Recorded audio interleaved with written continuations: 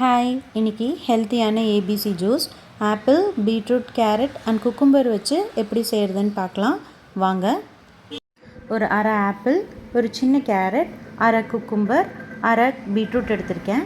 இதை வச்சு எப்படி டேஸ்டியாக ஒரு ஏபிசி ஜூஸ் செய்யலான்னு பார்க்கலாம். அதுக்கு முன்னாடி welcome to my channel daily dish.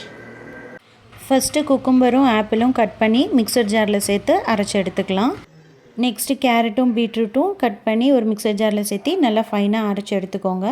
இப்போ நம்ம அரைச்சி எடுத்த 2 ஜூஸையும் ஒன்றா கலந்து ஒரு தடவை ஃபில்ட்ரு பண்ணி எடுத்துக்கலாம். ஃபைனலாக டேஸ்ட்டுக்காக ஒரு 1/2 டீஸ்பூன் சால்ட் ஆட் பண்ணி நல்லா கலந்து விட்டுக்கோங்க. யூஸ்வலாக ஏபிசி ஜூஸ்னால் ஆப்பிள், பீட்ரூட், கேரட் வச்சு தான் செய்வாங்க.